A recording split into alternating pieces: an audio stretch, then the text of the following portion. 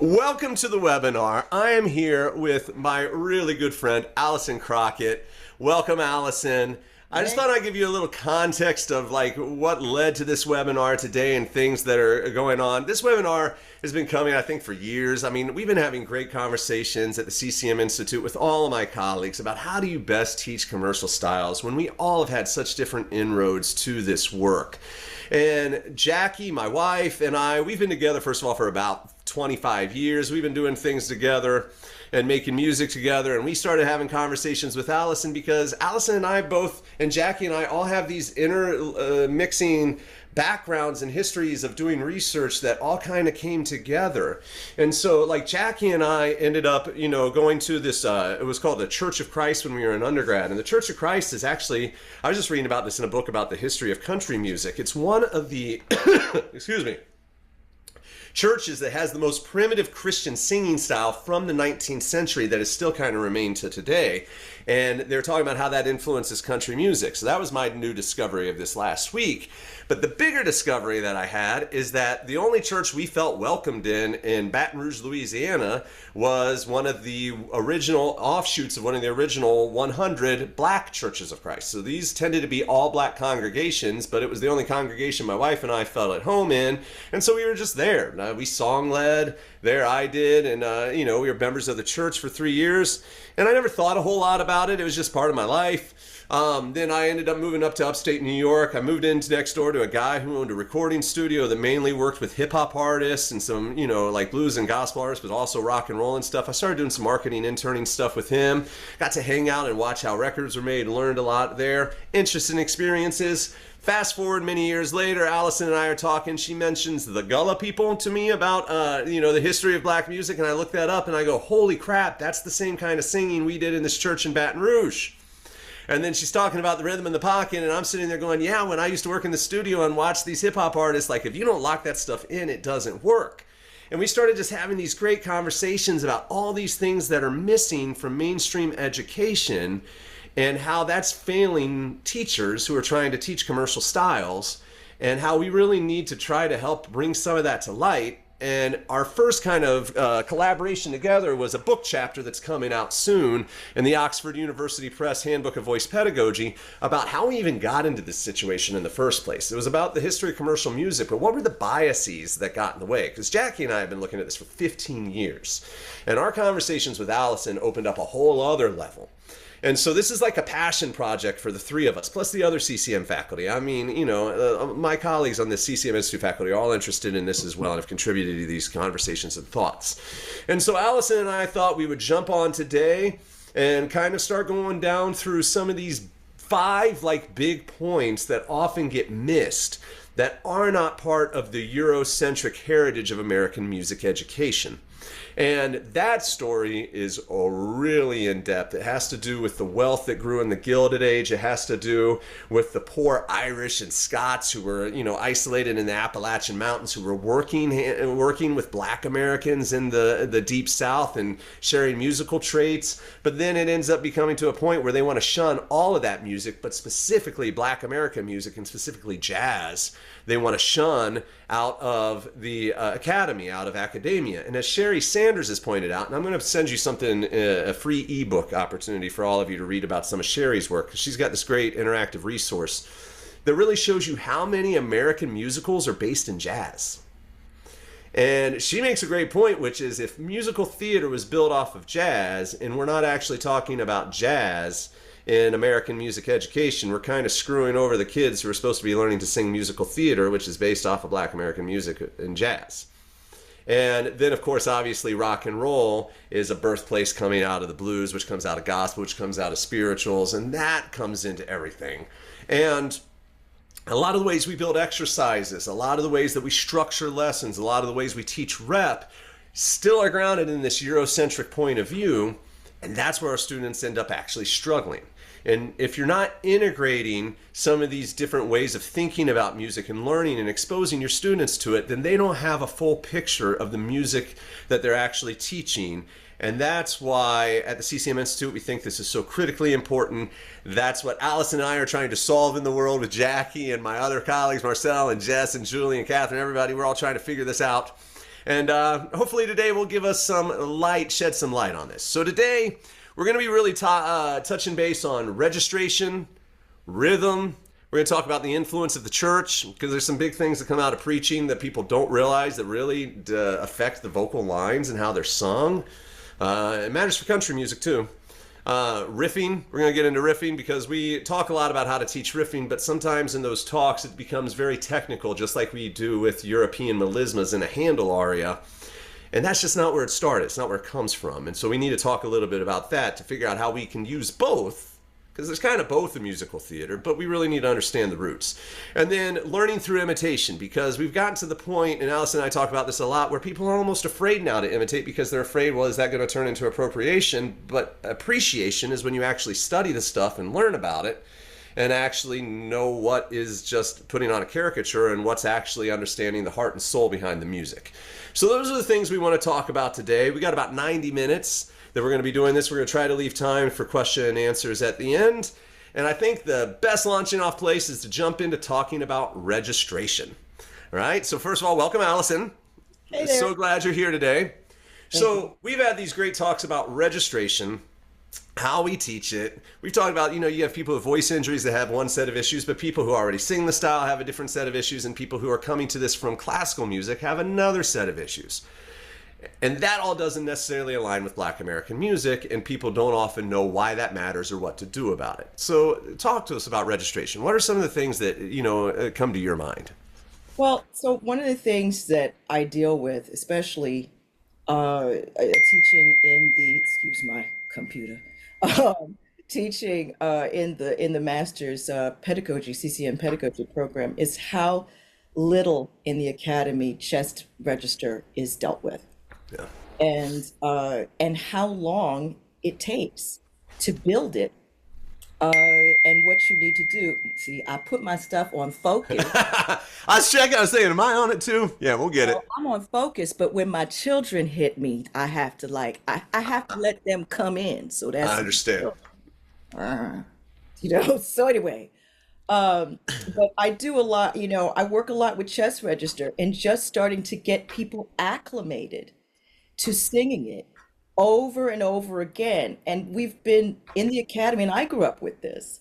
We're so concerned about the health of the voice Yeah. and making sure we don't do any damage, which I think is the, uh, it's kind of like the new way of taking the black out of the music Okay. dead in terms of, oh, it's got to be healthy, it's got to be healthy. And so if you just, everybody speaks in chess, or most people do, and the more and more that you do it, the more and more you get comfortable. And it is uncomfortable in the beginning. And it's okay for it to be uncomfortable. And we can build stamina, and so I do that. And then I build head voice as, plain old vanilla head, and bring that sucker down and do the stuff coming up, and, simple things to just get the singer moving. And so the primary thing that I'm trying to do is, when in classical music, we're putting the chest register, in my opinion, in service to the head register. And so things that we're doing is to make that head register sound the best that it can in the style that it's meant to sound in. In Black American music styles, regardless of whether it is jazz, blues, gospel, country, rock, whatever, we're using the speaking voice to connect with time, and with a bass pulse. And so I put the head voice into service of the chest voice. So my job is to make sure the chest voice can do its work. And we know that if you take the chest voice up, and you hit the edge for a second, well, the head voice allows the chords to get smaller and thinner. All y'all know the science oh so much better than I do. But so it's like, if you want a strong chest voice, then you have to have a strong head voice. But what does a strong head voice sound like? It doesn't always have to have long vowels. Yeah. It doesn't always have to be full. And the chest voice also has many colors. Chest voice does not mean belt. It doesn't. It just means chest voice. And chest voice can be up here and sing up here. And a lot of times when you're starting to learn like Motown, or when you're starting to learn lighter sounds, they think that that kind of head mix thing that's kind of like this will service the situation, and it doesn't. Yeah. And so it's, as well as the registers, they don't need to be smoothed out. They just don't. And a break and a flip and a yodel and two different qualities of the voice is common. It's common. And there are singers who want to sound like, all one piece. And there are singers who all want to have one sound that has distortion to it and have a light top. Some people who want to have more on the head and less on the. All of it is, it's artist based, it's individual based, Yeah. because the music is not based off of a theatrical situation. You know, in musical theater and opera, there is a soprano who is generally the heroine, the tenor who is the hero, blah blah blah blah blah. And so the voices have to match those types of things. Well, in Black American music styles, there wasn't that theater base for Yeah. the music. So the whether you what voice type or character, what, it didn't always matter. And all voices kind of sang a lot of the same notes. It just sounds different. So you had barbershop, you had men on the top. Like, so one of the things that I've been really working with men is that falsetto or head voice on the top. That is a common sound throughout Black American music styles. Common, Well, all it's the way. it. So you may even remember who this is. I think, is it Sister Rosetta Tharpe? I can't remember, but Little Richard. If you listen to him, he'll do the tutti frutti over there, woo! And he Yeah. goes up and jumps. He learned that from a gospel singer when he was doing tent tours.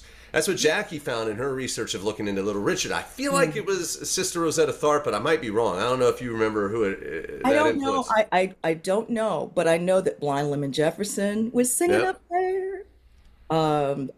You had barbershop quintets, and barbershop starts Hmm. Black community in the 1800s. And so you always had a top part. Doo-wop always had that up there. The ink spots, if I didn't care, all that, Yep. and these were, and that sound was not considered namby-pamby or unmasculine. It was considered a very masculine sound. Well, there is, okay. So what's interesting too is at this point in time in the Gilded Age, we had the genteel culture, and the whole idea. So, and it makes sense when you really look into the history. Is that if you look at what the southern part of New York City, the island was like. I mean, people were living 8 and 10 people to a room with no windows. People were throwing their excrement out into the streets. It was bad. People were fighting. You got to remember they burnt down the Astor Place Opera House at one point in time. So there was issues. And so you had the haves and the have-nots in New York City. And the haves wanted to make all of society look better for their European counterparts, because you don't want to be trying to do business with some dude in Paris and then have him come over here and then see what's down in the southern part of the town and be like, I don't want to do business here. So they sent their servants to Europe to learn European manners, to bring it back to the United States, to teach everybody how to behave and what the culture was of that time, and how to use your voice was part of it. And finding this lighter voice in all genders was more genteel than talking down here like the people in the Appalachian Mountains or the people in the Deep South who use their chest voice. And so if you actually look at some of the early pedagogical texts, the deference towards head voice and the bias against chest voice has a lot to do with racism and social class. In Europe, they were talking about the kids of the foundry workers, so they were upset with the lower class white people. But then when you look into people like Douglas Stanley writing in the early 1900s, they're talking about jazz singers and they're using the term coon shouters as the chest voice. So it definitely has a racial connotation to it. But so this was a concerted effort to get rid of that voice to try to bring people into this genteel culture that then goes over there. So that lighter voice, you're right, it had a place in popular music because that was an accepted part of society at that time. Well, also just the blues singers in terms of where Yeah. the, I just happen to have this because I'm just sitting here. This book right here is your friend. Oh yeah, I haven't seen that one, Africa in the Blues. I gotta look that up. So like essentially the sound of the Mississippi Delta blues, it has no European in it whatsoever. And so therefore there's that same sound right there in that. And Interesting. Okay. so you'll have that same kind of sound. So we have to remember that the 20th century, all of this stuff is happening at the same Same time. time. Yeah. It's not like people were just shut off. And there was radio, which is a huge thing that allows people from different continents to be able to hear these different sounds. So people were not as isolated as you think. And Yeah. so all of these things were happening. You also had the Native Americans who I can't remember which one, what his name was, but who is half Native American and half black, and so that heart, gong gong gong gong gong gong, you could say that that's a part of that swing feel as well. Yeah. So when cultures do similar things, they're like, oh, I like that, and so they do it together. Yeah. And so with registration, when you're trying to teach specifically, oh, you can't do the Shaka Khan shout without having some sort of head voice involved, but you have to train that in a different way, and it has to be wider. Yeah. You have to work on that larynx coming up a little bit more. You have to get comfortable with those things. Again, the head voice does not have one sound. It has many sounds. And Yeah. so African music comes from that place of there you are making sounds of nature, you're making sounds of things that are around. It is speech based. And we'll talk about a little bit more of that in a second. But all of these types of things make it so that we don't want just one sound. And what is it? Francis Bebe says beauty is, you can't have one idea of beautiful singing in this style of music because beauty is in many different spaces and Yeah. many different ways. And so what we're trying, since it's an improvisatory music, or all of these musics are improvisatory bass. Yeah. But since they're all of those things, we have to understand all of the different colors that we have access to. And if we say that chest is one thing and head is one thing and mix is one thing, and this has to be this and this has to be that, well, that's based off of a very specific cultural style. That's beautiful. But that's that style over there. Yeah. And can we use some of those training parameters? So I've said that the thing of, classical technique is the foundation of classical singing. But classical vocal pedagogic technique is the foundation of functional pedagogy. Yeah. It's a very good pedagogy. Works really well in terms of what it is that you need to do, how you can break things down. There's been a lot of research, empirical research over the centuries that tell us just how the voice kind of works. There's all sorts of things. If you apply some of those techniques, there's nothing wrong with taking some of those techniques and methods of practice and applying them to other things. But I have to understand how the other music works. And what we've been doing is applying these classical foundational techniques and sounds to the other styles Yeah. to other cultural ways of being and saying that those other cultural ways of making sound is unhealthy, unsustainable, Yeah. and from your research, savage, evil, Yeah. spiritually denuded The of, Call of the Voodoo yeah. Priestess is what one of the blues singers was called. One of the reviews in Vanity Fair said the calls of the Voodoo Priestess. Hmm. I mean, it was a bias against it. It's interesting though that like what you say is there were standards even in early musical theater about what voices were supposed to sound like. We're losing a lot of those today. And we definitely see now that pop record labels are basically out of the picture in a lot of stuff with commercial music today. Things continue to free up. And so it is about like starting to realize what you can do. And like you said, use the functional tools to help build, but build towards the sound that the student wants instead of using the tools towards some predetermined ideal. Which Exactly. is, yes, we know there's some form and tuning strategies for belt, but that was a lot of that research came out of a time in musical theater where people were all singing the same way, and it's not even true anymore for musical theater. People do all kinds of different strategies, and in commercial music, it's all over the place. So like you said, it's not that it's bad, but if you don't know the tonal goals of the cultural roots of the music, then the tools can become bad if you try to take something away that was actually there.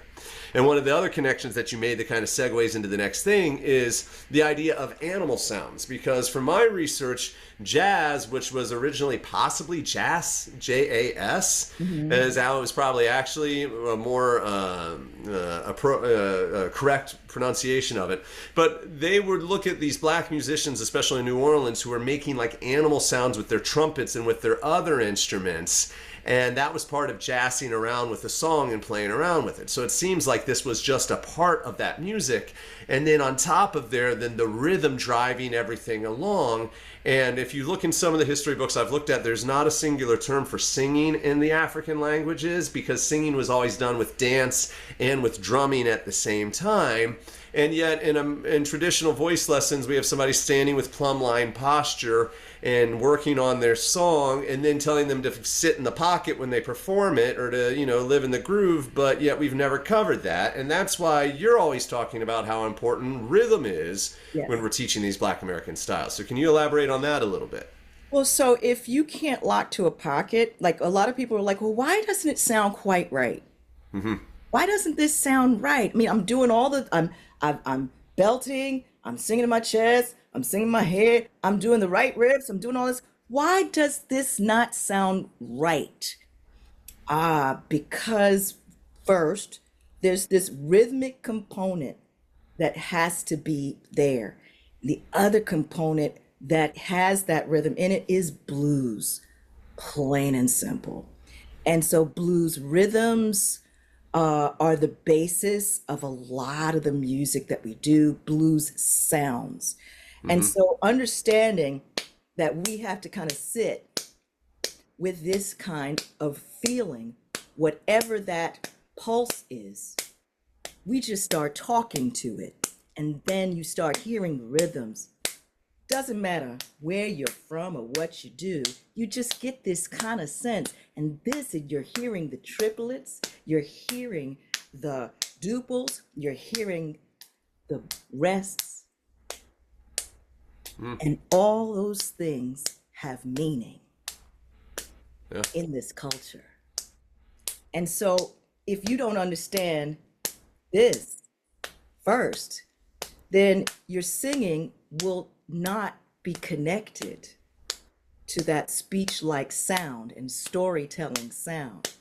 And just that alone starts the process. So I've done quite a bit of work where I don't even do warm ups. I have them do rhythmic patterns over top of the music, and it fixes vocal issues. So you have them like vocalize the vocal patterns over the music, or like drumming the patterns over the I music? have them just sing it, I speak it, I have them sing, pick individual notes, but it does take time. Like, Yeah. it's a good 10, 15 minutes worth of that, if not even a half an hour of just doing that. And the same things. And the rhythms, the feeling of the rhythm, the feeling of the pocket. uh, itself is the thing that tells the voice what to do. So this is one of the things that we don't necessarily teach in the academy as much for singers, is that the rhythm, the pocket, the genre rhythm, the clave, whatever it is, that's what it is that tells the voice what to do. So if you have katum, sakum, takum, my voice will sound kind of like this because I'm feeling that underneath what I'm doing. Ba ba dee dee boo boo dee da da. So I will feel that. And my voice is another drum. My voice is another drum. So if I want to do something swinging, if I want to feel a tang, tang, tang, tang, tang, tang, tang, what's a song? Just in time. I found you just in time. You can hear the pocket inside of my voice. If I want to do, you touch me and something in me knows I have with you. You're not gonna kiss this dream goodbye. My tone has changed completely. Yeah. Now, I come out of jazz, so I will have a jazzy-ish sound. But, it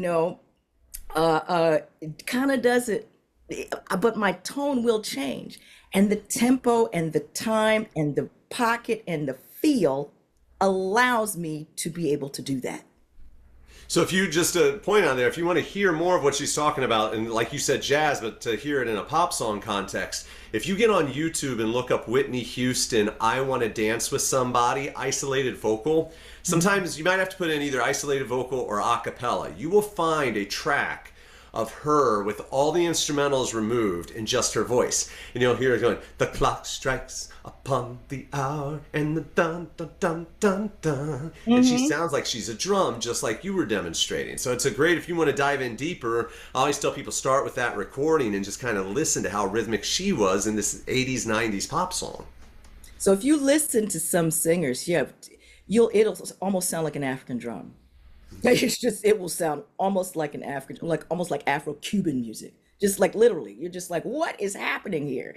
And one of the reasons that Whitney Houston is such a great singer is because her time feel is redunculous. Yeah. It's just, at the times where her voice was not sounding as nice as people were used to hearing it, her musicality Yeah. made some of those late 90s recordings.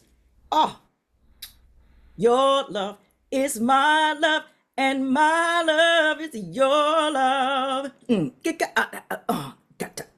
And so when you understand how that rhythm works, it changes the timbre of your singing. And so and you cannot, we're going to talk about riffing later, but you can't learn to riff if you don't have this. Yeah. There's just no way to do it. Well, and then this is what, so this, you bring up several other things, which we mentioned that we would talk about, is how European notation can get in the way, is that, so there's an article, I lost this hard drive, I had a bunch of research articles, it crashed, and I lost a bunch of stuff on it. But I had found this article one time that talked about the Europeanization of the blues. And that basically a bunch of Jewish composers who were fleeing Europe because of anti-Semitism came to this country and they were trying to figure out how to make a living over here. They heard the blues, they were fascinated by it and jazz, and they started making European notation versions of this music to sell because the sheet music industry was huge at that time. And then essentially then we have music educators then picking up the sheet music to teach off of, and they're trying to use the rhythm notation written by these Jewish European composers to try to teach a Black American music style. And like I'd read that, but then our conversations maybe made the connection of, oh yeah, I mean, this is kind of an issue because so many times teachers pick up these pop rock songs, you see the European notation system and you're trying to teach that, and you're trying to teach it 1 and 2 and a 3 and 4 a la 5, whatever it is. And you're missing it. Like that's the intellectual version of it that we need for Mozart. But Mhm. Mozart has a legato line, and our vocal exercises have a legato line, and all of those legato lines make it so that the rhythm becomes part of the way to convey the text. But in Black American music, it's almost like we have to even rethink about how much we want to use legato lines if they're thinking vertically. We need to be careful of how we use sheet music if that's only a roadmap and you got to really feel the pocket. And so, I mean, this really changes like lots of parts of the training, doesn't it? It does. It does. So the thing is, in understanding, one of the things that I teach is I teach chart writing because you need to know how to like figure out the theory is for jazz people, theory is exactly you use it all the time. But even though when you're singing R&B and you're singing gospel, there's theory used, you just don't talk about it as much. Mm-hmm. Just talk about it less. But the rhythm parts, there's specific rhythmic phrases and vocabulary words and how that and so like ba ga ga, that's a big one. Da ga ga, you'll see that every place. And depending on what rhythmic pocket or what genre you're in, that ga ga ga will be done differently. It'll have a different underlying feeling underneath Mm-hmm. it. Da ga ga ga ga ga, triplets. That's that feeling where you feel like, oh, it's not connected to that time. Ga ga ga ga ga ga ga ga. I have to go back. Ga ga da da ga da da ga goon goon ging da gong gong gong. So I'm doing it really, really specifically, but that's how Sarah Vaughan sounds like she's not connected to anything. That's how Erica Badu feels like she's all over the place. That's how Anita Baker feels like, woo, it's where are we right now? That's Yeah. that whole New Jack Swing and all Mm-hmm. of that, understanding the triplets and the duples and moving those back and forth. Hip hop, there's a lot of tripletization going on. Busta is 16th notes and triplets, and so funk changes the feeling, starting everything on the one, so things become tighter, and how you deal with it, how you sing is tighter. So I have a student right now, and so I'm teaching her a jazz song, and she comes out of gospel neo soul kind of sounds. And so a really great time feel, but her time feel doesn't work for straight ahead jazz. So she's having difficulty because she's used to a certain time feel, and the time feel now is changing the sound of her voice. And she's like, whoa, what's happening here? And I'm like, yeah. So you have to understand how this time feel works. And right now, that time feel is going to make you feel like you're sounding emotional, less emotion, because she's associating a different time feel with a certain type of emotion. That's Yeah. how she expresses it. And now she can't do that here. So it feels straight, it feels wrong. So with rhythm plus tone equals rhythm plus tone equals meaning. Yeah.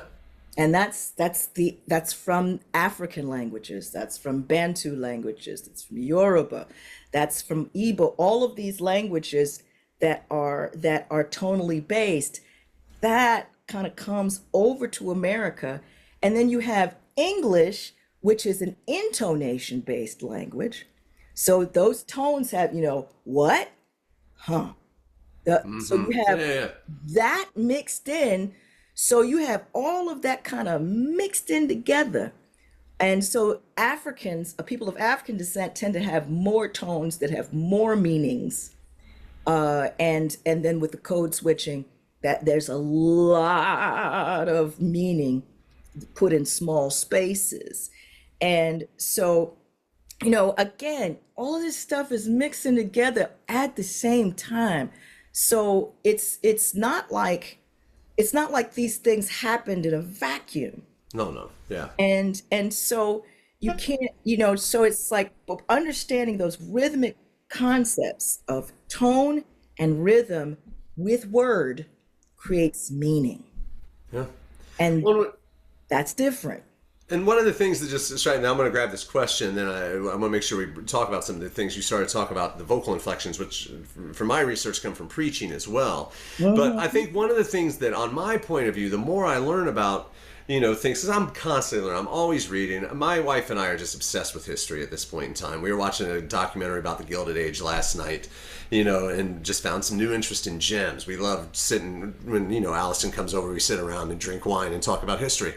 But it's what's fascinating to me is how much we've screwed over our students in academia by not talking about this, because I learned a lot when I went to the Cleveland Institute of Music about European music.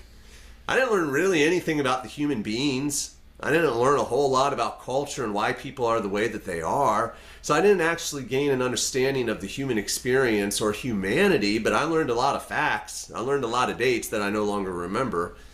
Um, and what I feel like as an educator in academia is we are missing out on having an opportunity to teach our students about the shared humanity that we all have, that music has always tried to communicate amongst us. Yes. Right? And if we are actually learning about the cultures that created the music, then we learn about the human beings that created the music. And then we start to find the shared traits among human beings that we all have in common. And then we start to really have the ability to invent so many new things in music that we've been missing out on by shutting this stuff out of academia. And I mean, it's in this article that we wrote together, but as late as 1984, there was a speech at the National Association of Schools of Music calling folk music, which was their term for popular music, music from people of cultures of lesser development. So we're talking 40 years ago at one of our leading music education conferences, we're saying, yeah, that's from people who aren't so smart. They're not so good.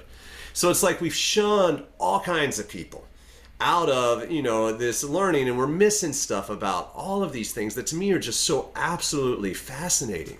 I don't you feel like we're like I think we're missing. Yes. Well, the thing is, here's the thing that one of the reasons that I talk about the culture is because that's how we know how stuff works. I use Hmm. use my language. I'm getting ready. It's like I believe, when we learn about these different things, human beings do human shit. Yeah. So it's like there's melisma, and we'll call it different things in every culture. Yeah. It's everywhere. There's rhythm in every culture because there's a drum everywhere. But Yeah. everybody does things differently. Everybody smiles, everybody laughs, Yeah. everybody cries. And so but we're in different parts of the world and we have different ways of expressing those things. Yeah. And what I- I- you know, and what I think in discussing and understanding the cultural reasons for things, you have more of a connection to the music itself. Oh yeah. Because one of the things that I say in terms of classical music is that people don't really understand that the Black classical world in the United States is large and it Hmm. has a huge impact on musicians and on music. Had a huge impact on jazz. It had a huge impact on gospel and the ways that these musics came about. But it was from a Black perspective. So how we did classical music. I mean, I grew up in a church where we sang gospel, but my director, who happened to be my cousin, was a classical opera singer, and I learned classical music in the church as Hmm. well, and anthems. But in these programs, you not only had classical music played, you had jazz played, you had gospel played, it was all on the same bill. It was all Yeah. on the same bill in our communities. So we're not as far apart and we don't necessarily. So one of the things I like to do, just going back to registration, if you don't understand who Cissy Houston is, Whitney Houston's mother, Cissy sang with a big old chest voice and with a very operatic head voice. And if Yeah. hear Leontine Price singing "Right on King Jesus," she's like, "Right on King Jesus, right on, no man." It's right there in the recording. So it's like these all this stuff lived together Yeah. as opposed to being over there. What it is that we're trying to do, and I think that what you're pointing to is that the academy has not paid attention to any of this No.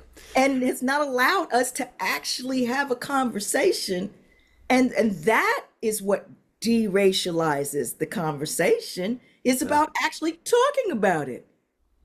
And the interesting thing is that the more that this is why Jackie and I are obsessed with the Gilded Age, is because that's the start of the billionaire class, and the billionaire class is in charge of forming academia in the United States. And the billionaire class, again, wants to impress their European counterparts. So the billionaire class makes sure that a music education in America is formulated around European ideals. They actually point to the Paris Conservatory. There's a talk that I have a paper about. Louis Lombard talks about American conservatories and about how it's not American school children's fault they're inferior. That they just haven't been giving the good education that like people at the Paris Conservatory give. The guy who started Juilliard, who actually ended up helping save the Metropolitan Opera and turning the Metropolitan Opera more towards German opera. His name was, now that I'm saying it, Damrosch, Frank Damrosch. He started what we now know as Juilliard, and he believed that the Leipzig Conservatory was the ideal. So they were looking at these European ideals to build American conservatories, and you have to remember, you could not afford to go to college in this country unless you were rich until student loans finally start coming out. But those only start coming out in the 60s, and late 50s, 60s, as we're trying to compete with Russia on technology, and that was the intention. So music schools aren't caring. We get the GI Bill with a bunch of people that come back from Vietnam, and they start to have some say, and then in the 90s, we have a big student loan change where that's where we get 9,000 students in music school. But if you have 9,000 people in music school at any given time studying everything that was set up by the billionaire class in the Gilded Age, that's how we got to this place that we are.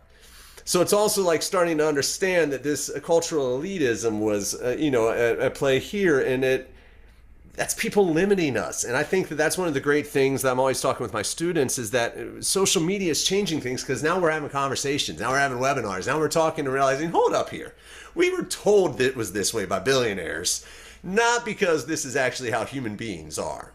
Human beings have shared experiences that we want to talk about. And maybe we should reclaim education and make it a place where we can have those conversations. Exactly. You Why know? can't, anybody can sing anything. I used to be one of those people who said that white people cannot sing spirituals. I was one of those people. I was like, no, you don't understand. And then I went and heard a spiritual choir that happened to be white. And I was like, wait, they sound like it's supposed to sound. Yeah. So they respected the tradition. I was like, huh, well, listen to this. And then I did a workshop with Eileen Gunther, who does a lot of spirituals, African American spirituals work, and talks about the whole thing, goes in depth. She's a white woman. And I was like, well, shoot, she seems to enjoy and say this stuff, and it seems to make sense. And then I had a student who was in high school, and they were singing Wade in the Water, and the student happened to be white. And what was I supposed to do? Tell her not to sing it? So I helped. I was like, well, wait a second. I grew up when I studied classical music, nobody said I couldn't study classical music. And I was singing Italian and German and French.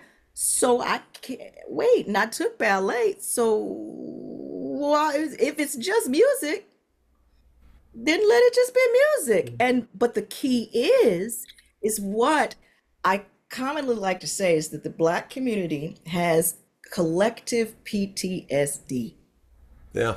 because of what happened in especially the 20th century in terms of how Black people were taken out. And then we don't like to talk about it, but minstrelsy is America's first popular music in the 1800s.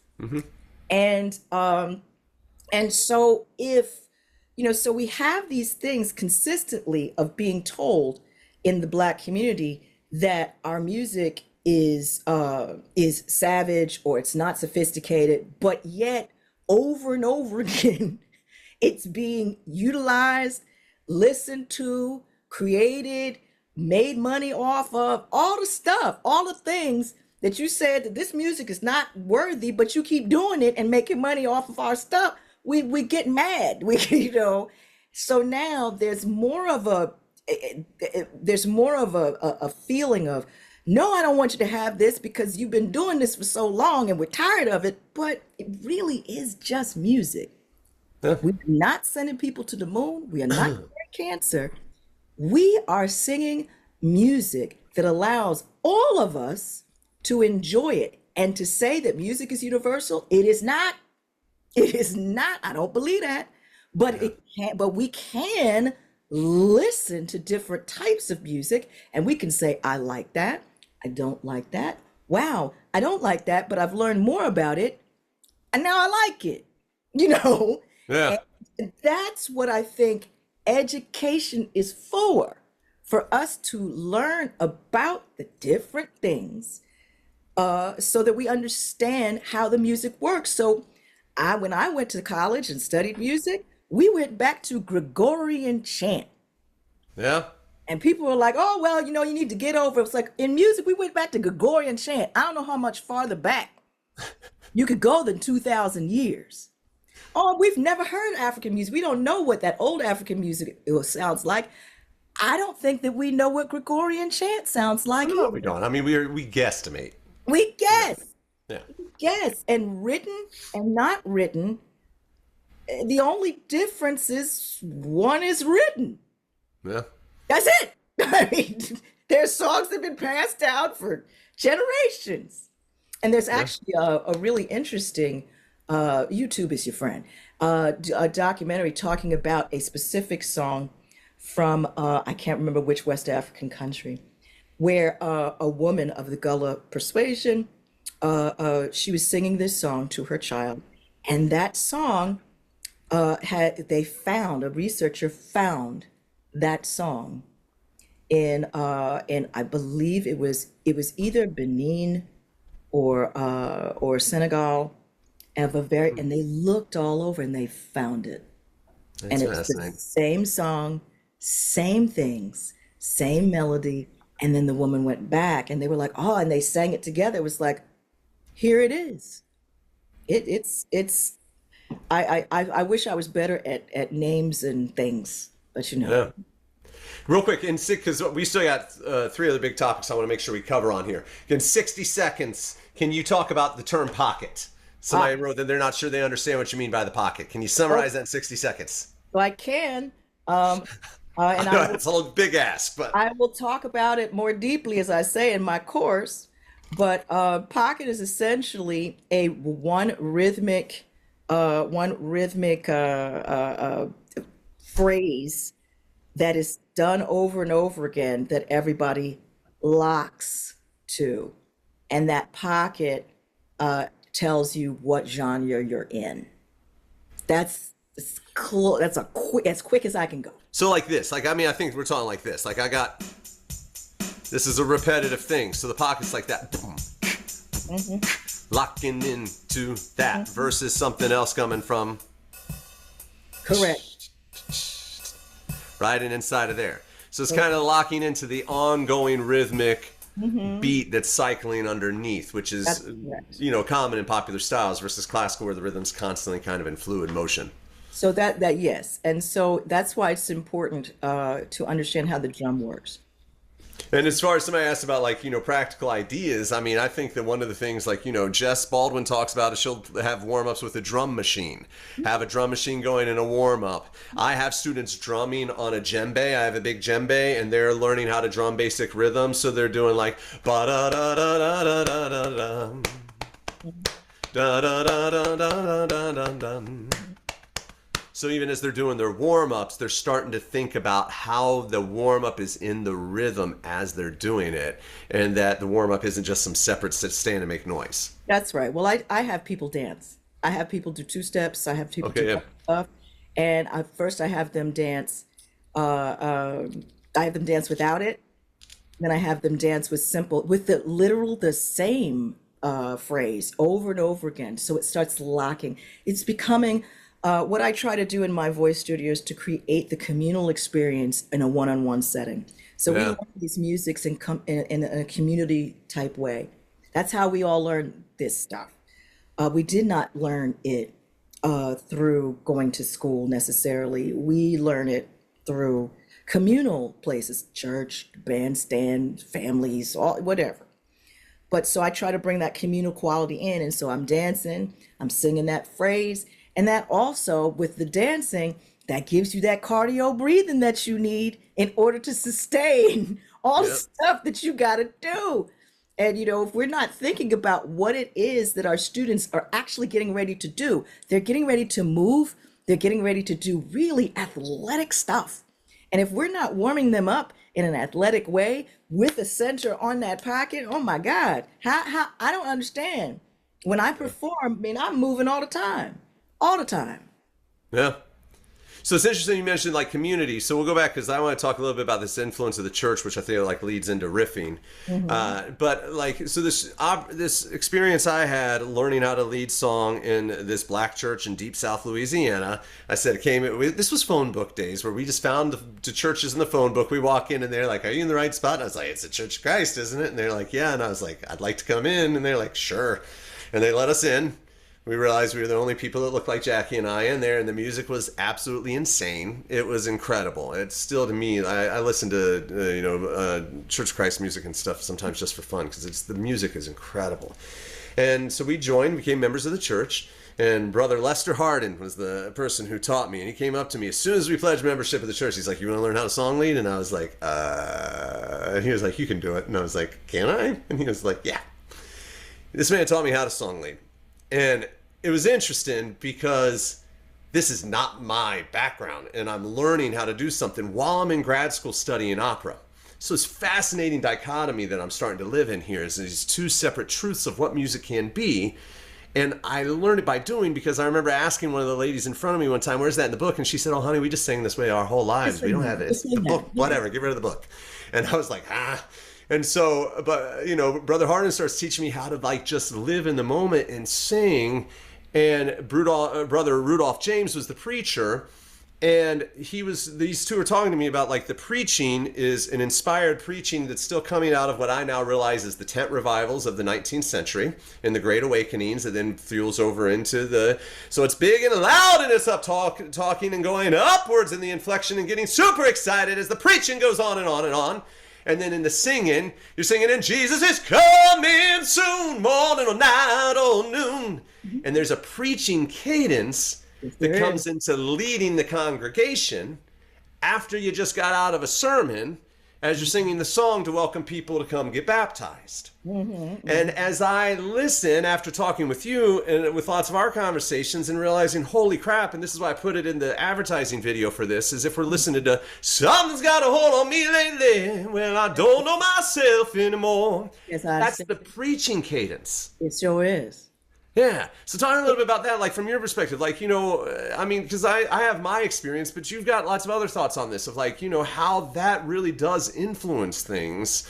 And to me, if you don't understand that spirit, because this is the thing I learned from Brother Hardin, it wasn't about me trying to put on something that wasn't me. It was about me trying to authentically lift people up to celebrate that today's a good day. We're all still alive, Yes, yes.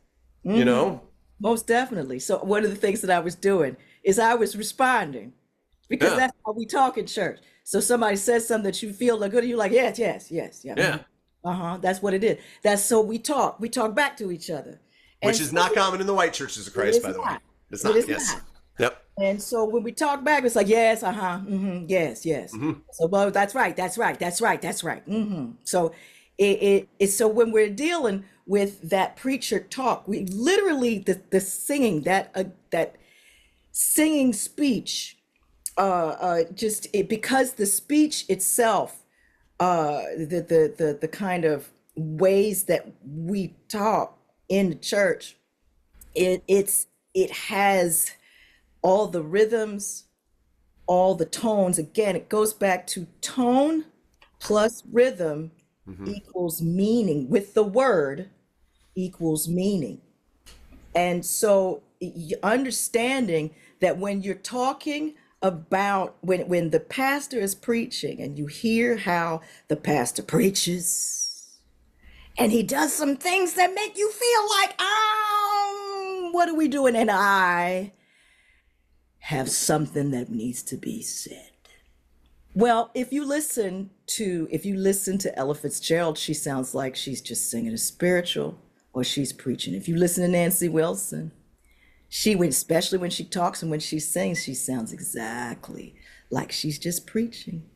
You talked about Sister Rosetta Tharpe, that just sounds like preaching. It's Yep. all, we're just talking. And so understanding that also that the music is always about praise. So that preacher talk and the building and the building and the building and the building and the building and the building and the building. And I got to say something else. And I got to tell you, and I'm going to praise, and that is everywhere. Yeah. It's everywhere in this is interesting. On Zoom, I just got a notice that said confirm your speaking language. It What? seems like you might have switched to a different language. Please update so we can provide a better quality transcription. I want you to What? understand that it sounds different. When I am speaking like this, it sounds a little different. And so Black American English is real. It is real. We Mhm. speak differently. It is a dialect, and it is a dialect that most of America speaks. We call it slang, and and Like you introduced me to Cab Calloway's Jive Dictionary, and then when you yeah, really flip through that, you realize, oh wow, it's like all in so it. much of what we do is coming off of that. Yeah, in Yes. our speech. Yeah, So these things, these elements are cool and yeah, solid. My father says solid a lot, you know, and all of these different ways of speaking. And we go back to I always go back to African languages. Hall Johnson also has a book about the spirituals, and he puts in a lot of information about pronunciation. yeah, And that was one of the reasons, actually, when I wrote something and I sent it to you, because I was like, I think we need to start talking about pronunciation, yeah. you know, and how it is that we actually talk. If we're learning German pronunciation, we should be learning the different regional ways of pronouncing something. So let me upgrade you. Let me up. That's Southern. That's Texas Southern. Hmm. And that Texas Southern is different from me, South Carolinian Southern, which by way of Washington D.C., which is also Washington D.C. and Maryland. Maryland, we don't call, that's the Eastern Shore, that Maryland Heights. Yeah. And so that comes into the music. And Atlanta, all the things that you hear in hip hop, that Atlanta hip hop, it sound different. That sound, it sounds different. And so these regional accents, you'll hear it in country music. Country music is different from Texas than in West Virginia. It sounds different. Well, and that's what's interesting. There's a book called The Nations that's really fascinating if you all are interested in some of this stuff. And The Nations talks about where immigrant patterns were and how the immigrant patterns came into this country from Europe. And so the Appalachian, I'm actually here in Winchester, there's a debate online, but we're technically not Appalachia. It's 10 miles west, but we're Appalachia if you really look at the cultural things. Because they cut it off at the bottom of the mountain and we're 10 miles in from the mountain, but we're Appalachia. And the Appalachian people come from this poor Scottish, poor Irish people, and the Hmm. Cockney people in England. They're people that are kicked out. My family were part of these people. They were kicked out of England. They didn't want them. And like, there's this book, a 400 year of white trash history in America, and she talks about it. They were trash people. They were people that Europeans did not want. And they were sent over here, and they brought their musical culture with them, and that's where we get a lot of this hillbilly music that we later call country music. But the poor working whites were working jobs with the poor blacks when after the end of the Civil War. So there's lots of stuff in here that is just has again, we have lost out on huge important parts of human history in this country by ignoring it in academia through the music and the art. Well, that's the There's whole so thing much to be learned. in terms of understanding the Melungeon, you Oh know, yeah, the Melanesian and people, that, yeah. that Melungeon people all throughout, Kentucky, Tennessee, North Carolina, West Virginia, Virginia, all those mountains, because it was not easy to get to, and it was not prime land. Yeah. And so the slaves went into these areas where people didn't want to see them. Native Americans were there, and the poor whites were there. And so these musics and these people came together and they had some similar sounds. Irish music is mighty rhythmic in that three feel. Yeah. So so you've got, and also you've got this certain, I can't think of the name of the music, but that's got a lot of melisma. Well, you also have melisma from the blues in the Mississippi Delta, and the again this book right here, Yeah. you'll hear the Arabic influence and all of the melisma from Interesting. that. Yeah. But the Irish people, and they're thinking that the Irish people and some of the Northern Africans, because going through back and forward through sea routes, they probably mixed and matched. And the whole thing is, when you learn some of this stuff, Western civilization starts in this whole Mediterranean area. The Mediterranean has a northern part, a western part, an Yeah. eastern part, and a southern part. Hmm. And we don't really like to talk about Africa because Africa, Egypt is in Africa. Israel is essentially Africa. It's right there. Yeah. It's right there. So you've got all of these different things. You got all of this, and they're all working. They're going back and forward and all this other stuff. It's a big group. Western civilization has a major African component to it. Not Yeah. a little bit, like a lot of it. Well, And yeah. so And we don't talk about that and how these musics kind of came together, bringing it right back to what it is that we do in America. We can have a conversation about how this music works together and how we can teach it so that people can do whatever it is that they're doing authentically and then create new things out of the authenticity.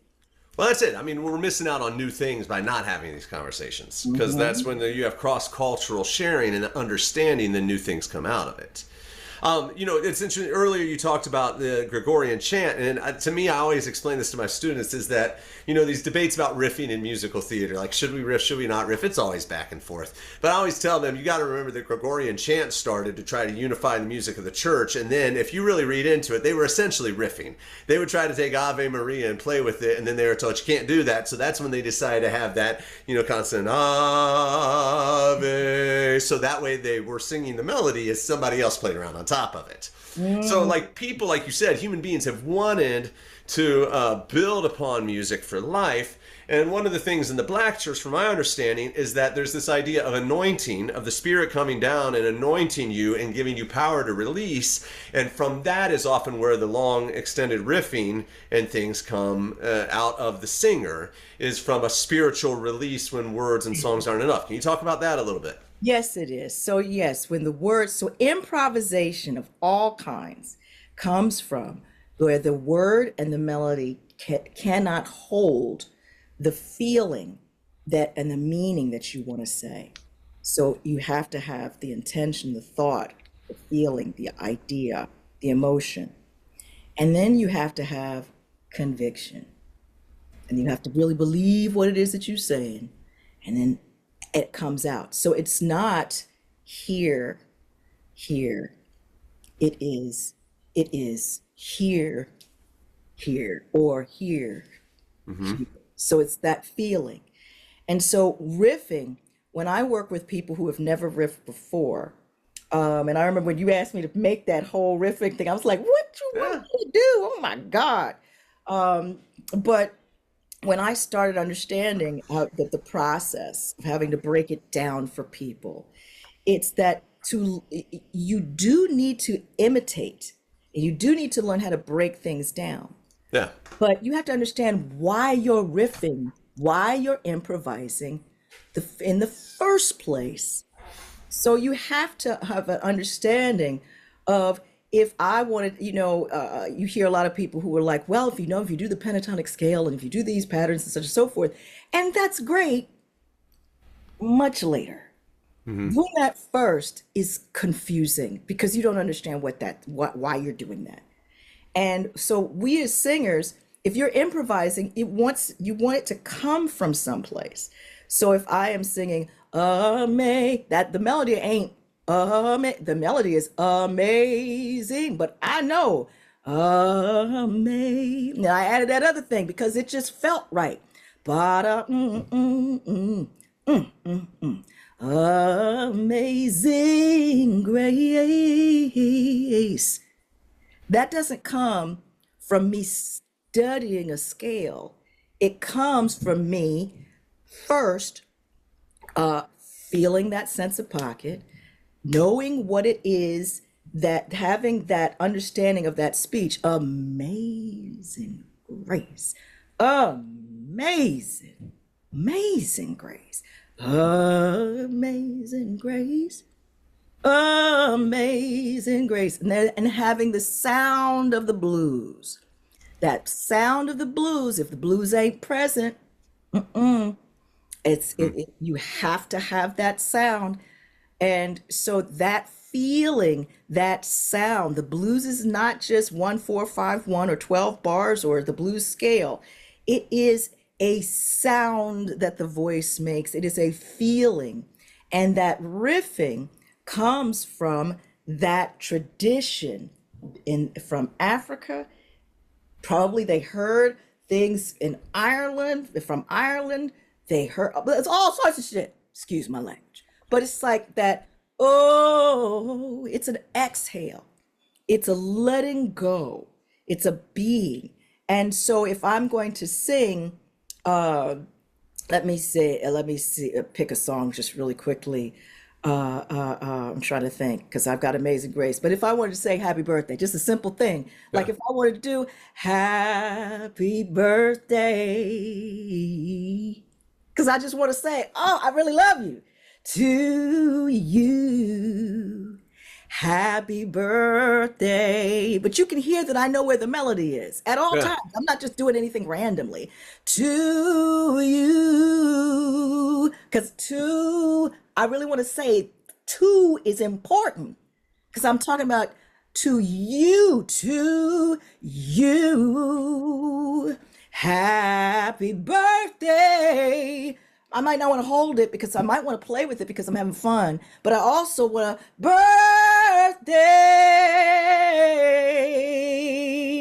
to you. And I hear a diminished thing because I hear the chords underneath. I know what's happening. Yeah. Happy birthday. I can hear the piano playing. The 4/3 chord. I can hear the whole thing. To you, etc. I can put whatever it is that I want because I'm not only playing, but I'm also it means something. So a lot of the riffers that you hear, one of the things that I talk about is you hear the oh, it just sounds like okay, that's very good. And it's very you sound beautiful. Man, you can really sing, but it doesn't sound like you feel anything. Yeah. One And of the that's things, jazz also. So well, one of the things when you're using Amazing Grace, that's a song that I songlet a lot. And so like one of the things that strikes me too is that there's like Amazing Grace when the sermon just ended and it was talking about love and our love for everybody and how we should all be as one and how we should be watching out for each other and lift each other up. We can have Amazing Grace of song after somebody just came up asking for prayer and they said their mother was on the verge of passing, but she's still here and let's be yeah. with her in prayer, singing Hmm. Amazing Grace. And then there's Yeah. somebody who came up and said, I'm done drinking, I want to be baptized today. And then there's Amazing Grace. Yes, And yes, yes. so I was taught that song is led a different way depending off of what we're using it for. And I'm just kind of making a connection here too. That sounds like then like the riff is really coloring in the words, because if I'm singing Amazing Grace for somebody's mother who's about to pass, I'm going to lead differently than when somebody's like, I'm done drinking, I want to be baptized. All right, Amazing Grace. And it goes up into a different place. So it seems to me like, like there's that, is that the riffing is a way to take these songs, because we know the history of a lot of these songs had coded meaning, and that's how we get to this spot in the first place. But if you got coded meaning and you need to make a song have different things, then the vocal context and the way that you use it then helps us understand what those words mean in this moment, even though the words we all know from a song we've all done a million times before. Yep. I mean, the thing is, it is context. It is where we are. It is Yeah. in the moment. The songs don't sound the same from day to day. Yeah. So the whole concept of I'm going to sing this song as is a foreign concept to Black American music styles. It's a unless it is a show. And even with the show, where you're doing the same basic thing, you're gonna do something different a little bit each time, even if you have basic same parameters. Yeah. So that context, meaning, where we are, what's happening right now, all of that plays into how you're going to sing the song. So understanding the rhythmic qualities, understanding the harmonic qualities, understanding the sounds of the blues, wherever it is that you are in U.S. Black American music, and because the blues is less present in samba, but you'll hear bluesy types of things. You'll hear it because they come from the same basic places, but it's done differently, and so it's like all of this stuff when you're riffing, if you riff with short, long, long, like that's what it's about. That's not what it's about. And that's why it sounds like that.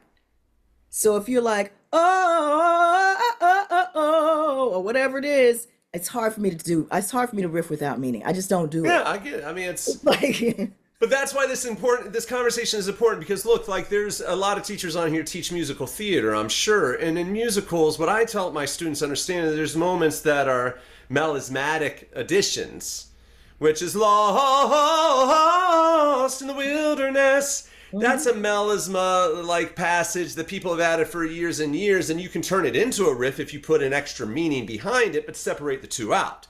Are you playing with the melody in the way that we do in Handel arias, which is carried over into American musical theater, which is a melodic play? Or are you pulling from your soul, which takes you into a different way? But that would mean that that riff is probably different every time you sing it. Right? And so I think that that's where it's like understanding that both can exist. You have both variations. Let's just call it what it is. This is a melismatic passage of playing with things melodically for the sake of the musical, playfulness, or this is releasing my soul through whatever happens to come out that is lining up with my understanding of music and my spirit being released, which then might fall under the world of riffing instead. however it is, just understand that there's different ways of viewing it. There's different Yeah. ways of doing it, and it's going to sound different based off of that but the cultural base that you're taking it from. Yeah.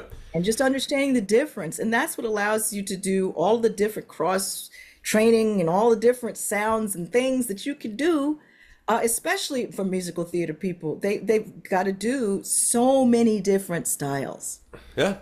and have to be called upon to do that. And it has to come with some sort of authenticity. And now, it not in the past, not necessarily so, but now, yeah.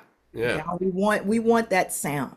Well, and that's a great segue to this final point, which is we were talking about is learning by imitating and what's appropriation versus appreciation. This comes up all the time, and I think that that's why, like, I enjoy these talks. I always love talking with you, and I think today we've already gotten to the point with this, which is, to me, and maybe you have a different point of view on this, but the way I teach it to my students is that appropriating is making the sounds and not having any clue why you're doing it. You saw that somebody raised their hand up when they riff, so you decided to raise your hand up when you riff, not realizing you're praising God and you're lifting up as you're getting people to sing. Now we're appropriating. Just like if you put on an accent to sing some country music song and you don't understand where that accent comes from, you're appropriating a country artist, versus starting to understand where this music came from, where the rhythm came from, where the influence of the church came from, how our riffing is an expression of the soul, and appreciating that by learning those songs and playing with them clunkily as you're trying to figure it out, and then going, my authentic release of this concept of rhythm is this. Mhm. And so would you agree with it, like of that line, like how we help our students learn this stuff, let them feel free to explore it through imitation, Mhm. while letting them not feel like they're about to step into appreciating or appropriating and harming people. But how do you address that? How do you help students wrap their brains around all this? So one of the things that first that I do is uh, understand this, that improvisation is just a usage of language. Okay, yeah. So first, when you are learning a new language as a baby, you learn from your mother and father. And so for a while, you sound like them because who else are you going to sound like?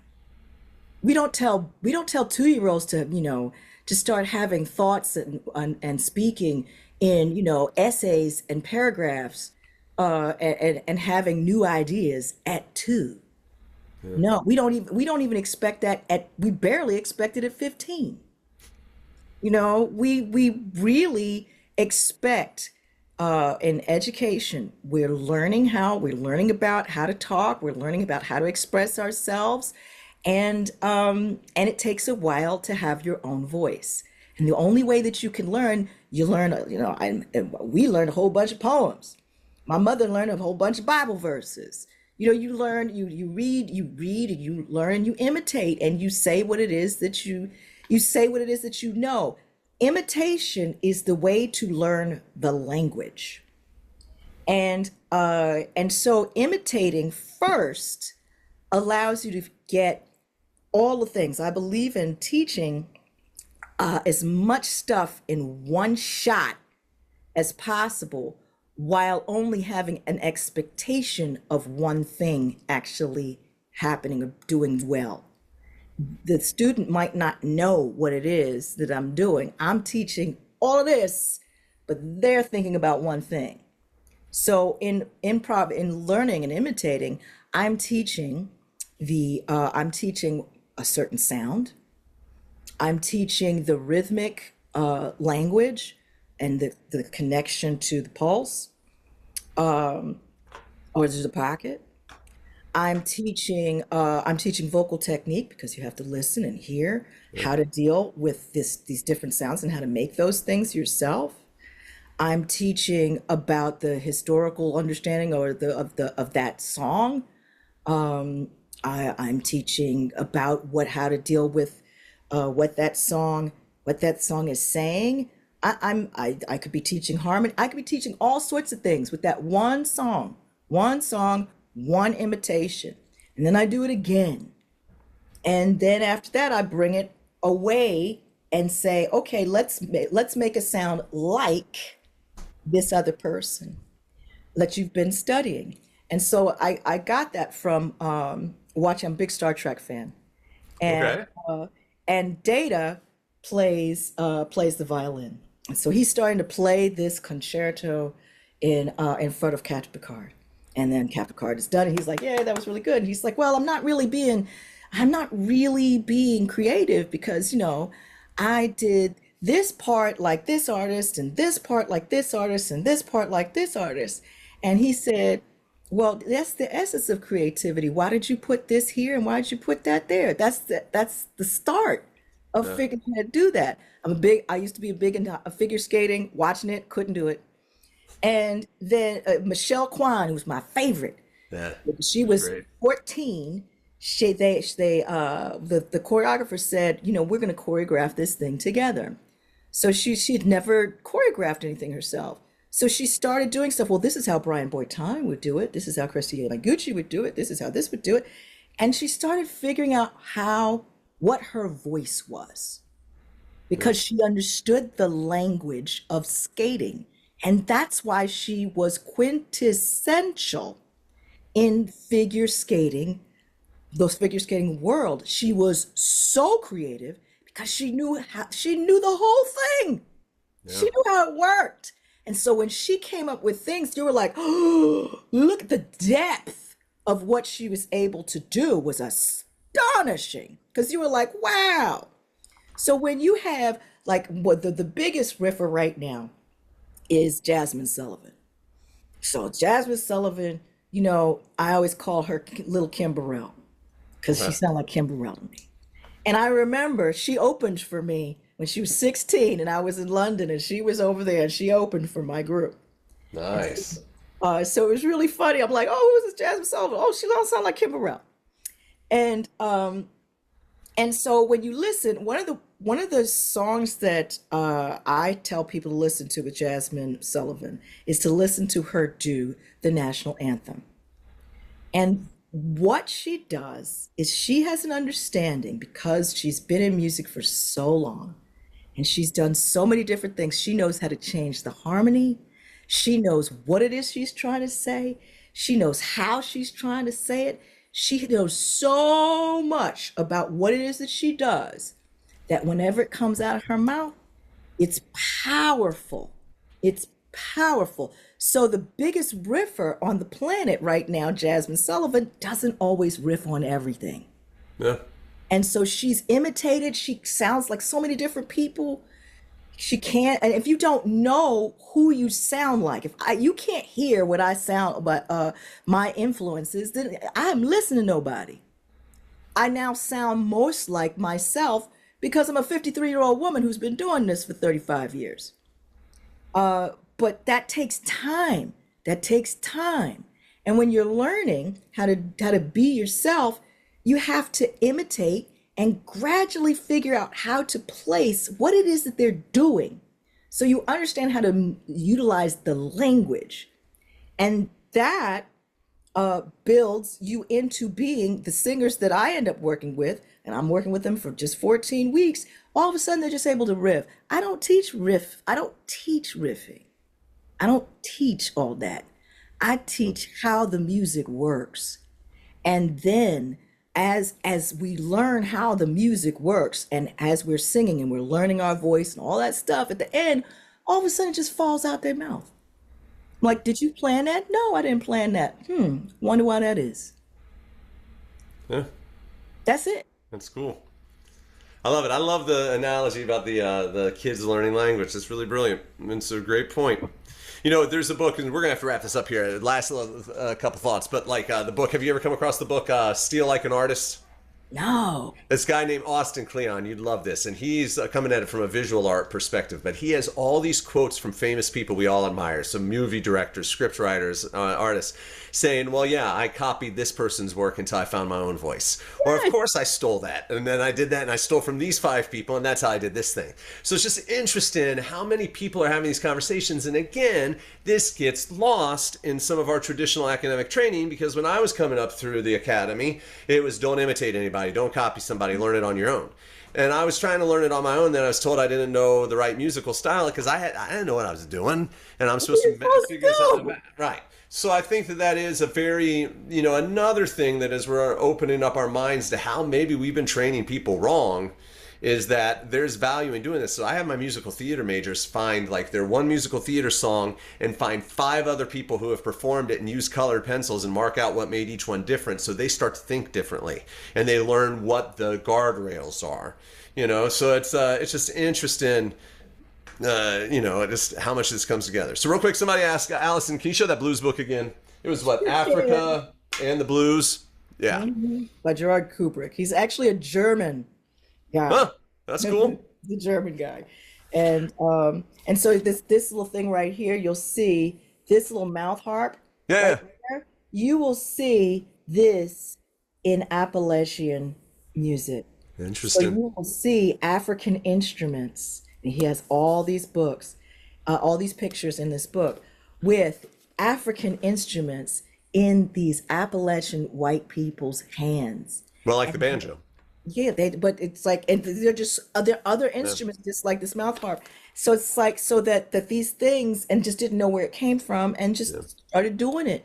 This culture just moves. Culture Well, moves. and that's the thing. Again, I think that's what we're missing out because of this. I'm reading this country book and been looking at some other stuff. And I just said to Jackie last night, I said, it's interesting because clearly people were having, and part of this book says the problem is we don't have any written resources about this because, again, people couldn't necessarily write. My grandparents had 6th grade educations. I mean, it's not like people were writing down all of this stuff as they were living in these mountain towns. it just was known, and so we've lost a lot of that. And if we think about it again, who decided, like at one point the poor working people were all working together, and then we decided to split them and segregate them and shoot them off and make them dislike each other, because if you can make the poor dislike each other, they don't realize they're getting screwed at the top. Yeah. And right, and so, but it's like, what all have we lost about our understanding of music and humanity and the beginnings of popular music in America because of all of these things where we were taught not to like this stuff, where music magazines for music teachers are saying that's bad music, that's music of the savage, you can't like that. Where it looks like when you start really reading about the history and the roots, they liked it. That white people and black people were making music together, and that's why hillbilly music has got some blues-like qualities inside of it. What is You it? know? 1860, in the 1860s, there was a treatise because black and white people started worshiping together. They were like, "Oh, can't have that." So they Yep. did a whole treatise and pushed everybody aside. I actually have that in my course. Oh, I'd be interested to see that. Oh, it's a history of gospel music, and once you start understanding that this is deliberate. Yeah. It's deliberate. And I thank you so much for yours and Jackie's research because knowing that it's, Black people a lot of times we say it's deliberate because we know it's deliberate, but Yeah. to have the actual research to show it's deliberate, it's right Yeah. there.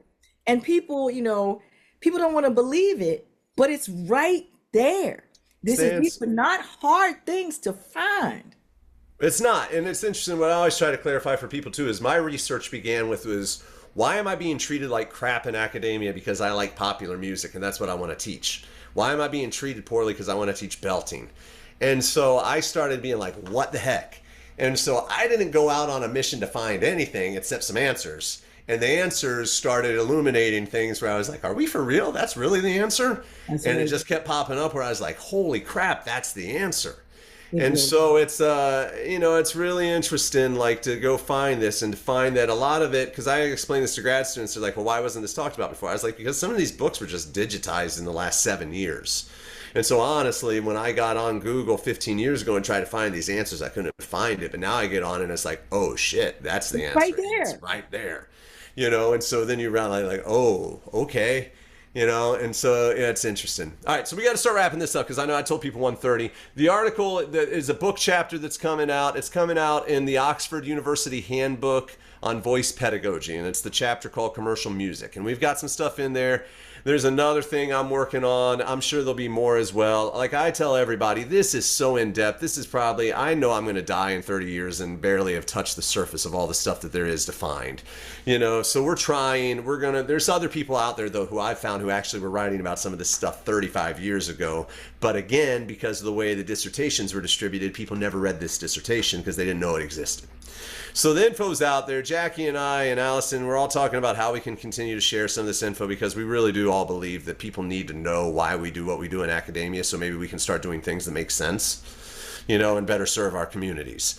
But I want to make sure too that I mention that if you really enjoyed this information today, yes, Allison is awesome, that she's actually got an online course coming up through the CCM Institute, and there's an opportunity to learn even more from her. The course runs July 8th through the 29th. The information is on the CCM Institute website. I'll send out an email, a follow-up email that'll have some information about this too. But do you want to just give like a quick 2 to 3 minute summary of what's in this class, what people can take away from it? So what it is that I'm doing with this course, and I've come to update it a little bit, but I not only do I talk about this music and the cultural history, I deal with the connections between speech and language and singing. I talk about how to deal with all these things. I talk about registration, how you deal with the registration in order to sing this. What are the different sounds? We do a lot of listening. What are the different sounds of these different musics? How the form of the music works? What Mm-hmm. it is that how to deal. I've added something with a case study. How do you train this sound? And what are the things that you need to look for? Understanding authenticity and how that is created, the beginnings of improvisation, the understanding of these different pockets, how pocket works. I try to kind of mash what is really a 2-year course into 3 weeks. and Yeah. and try to like kind of mash it all together so at least it begins the process of you being able to teach immediately. Yeah. My goal is to be able to give people the opportunity to teach things immediately, how to deal with things. So that I like to say, people always want to say, oh, my student has to learn this Beyonce song and I don't really know what to do. And I say, well, you need to do this. And you need to start with the blues. Well, I don't have time for that. Well, actually, the slow way is the fast way. It's faster than what you think, and this it'll sound a whole lot better, and in approximately the same amount of time that you might have. And so between the songs, learning the forms, understanding how to get in and out of a song, how to deal with these different sounds, how to deal with the different registrations, why we do it like that, why we are trying to sing in these ways, what are some of the things that you need in order to be able to do that? That's what this course is about. Yeah. And I would just like point out beyond like just to add on to that on my end is that the idea of teaching this just to help somebody sing a Beyonce song, it goes way beyond that. Because I actually had this fascinating conversation in New York in May. Our students were doing their New York showcase, and I saw one of my alumni who I absolutely adore. She's from 10 years ago at Shenandoah, and she introduces me to her agent, and her agent's like, "Oh, you taught her?" And I was like, "Yeah, she is part of Shenandoah." And he was like, "How do we keep making more people learn to sing like her?" Because she has a blues, she's always loved the blues and jazz and all these things, because she right now is playing Alicia Keys' mother, the role of Alicia Keys' mother in Hell's Kitchen on Broadway. She's the understudy for Jessica Vosk. And this manager starts telling me about how this person is not going to stop working because they're one of the only people in New York who gets this music and knows what to do with it, who's her type to play certain roles. And so this works for music theater too. Going about the blues, knowing about this. I mean, this student, she was performing in a blues band on a cruise ship, and that's where she really deepened her ties and her understanding of this music. But it is now serving her in her theatrical career and is opening huge doors for her. So I would say too, this is not just about helping people sing a Beyonce song. This is about helping people sing musical theater as well, because musical theater is so rooted in these styles that if you really are wanting to enhance your teaching in musical theater, having this understanding of this knowledge is going to help in all kinds of stuff. Because there's Jenny's Blues in a musical. Well, Well, what's Jenny's Blues? I You always know? used to say, what I say to people is the music, American musical theater, the first American musical theater piece was Showboat. And Yeah. what was it about? It was about an octoroon, and that's the thing. And it had the blues and spirituals and all this stuff in it, and that's what made it American, Yeah. literally. So if you don't know how this stuff works, how you gonna do it? Yeah. It is. And I'll tell you honestly, it's fun. It's fascinating. I mean, the music is incredible. The history of the music is incredible. It's the people are incredible. And then you have great conversations and you start finding your shared humanity with others. And Mhm. and that's where then I feel like the students start to thrive is when they stop looking around. Music can feel like a competition to them. Music can feel like they're supposed to get it right and they're trying to seek the right answer. And what if the right answer is actually understanding the core human experience and then finding your voice in that experience and authentically sharing your soul through that music? Because the most successful artists I know are the people who do that. And we only get to that through conversations like today. So I want to thank you for coming on here with me this afternoon, having this conversation. You're amazing. And I really appreciate that. Lots of shout outs for you over here in the comments about your course. Her course is offered in the summer just because of the way the Shenandoah is structured. This is technically a graduate course that gives graduate credit. So it's hard to offer it in the school year in the same format that we do now. We have like a special permission that makes this possible. So, but if you can't be there for the live sessions, they are pre-recorded or they're recorded and shared in the class as well. So you can, find out more information about that. I'm sure if you need to ask us anything, just reach out to info@ccminstitute.com. We can help connect you with Alison if we need to, or you can reach out to her directly for more information about that. We do plan on having this class offered every year because I just think it is so critically important and I would like to continue to see it expanded. It is online on purpose, so that way the people can have access to it instead of feeling like they have to come to campus in order to get this information. All right, so I will send an email out to everybody who attended today with information about the class, the recording of this. I saw some requests for some resources. I can pop some other resources in there for you to continue to deepen your knowledge. And any final parting thoughts from you today, Allison? Oh gosh, I'm just so appreciative that Shenandoah and you and the CCM Institute has given me a platform in order to have these kinds of conversations, because I've not really been able to have these conversations as easily without you all's assistance, and it's really been a beautiful and wonderful experience being associated with you all, because I've been able to have a voice Yeah. where people can hear this, and that we can actually have a conversation rather than it being an argument. Yeah. We could I just do. have a conversation and we could actually learn from each other. It's a really nice thing. I really just have a good time. And So I appreciate, hey, you've made me a better teacher, so you can't beat that, right? So yay. it's always fun to feel inspired, and I mean, I always do. I wrote a few notes today, and I'm inspired, every time we have a talk. So thank you very much. The ebook you mentioned at the beginning, yes, I will get that out to you in the link as well. So keep your eyes open for an email. Just remember, Google and Yahoo and all these people changed a bunch of rules that now are making it hard for groups like us to send out mass emails.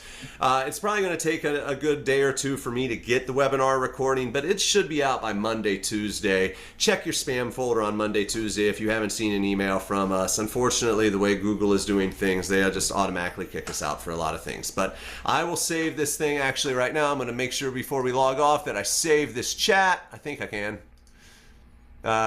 Sure, we'll save it to my computer. And we'll get it all there. Yes, perfect. All right, I think well, maybe not. I will figure out how to get this webinar chat at some point in time and try to make sure we keep all this stuff here. But I want to thank everybody for coming today, and I hope that you all can take advantage of this course. And, if not, we will offer it again next summer, and you can check out other things that Allison does. She does workshops all over the country, and maybe we'll have to have another webinar in the fall, maybe fill in some more details, okay? All Woohoo. righty. Much Matt. love. Thank you, everybody, for tuning in today. And yes, the webinar can be shared outside of those who registered. When you get the link, feel free. It's more important to us to spread the message than anything else. We want people to have some understanding and deepen their own knowledge to make sure we're helping the next generation of singers have it better than all of us had it. All right? So let's make that a reality. Thank you so much for being here today, and hope to see you all again soon. Bye.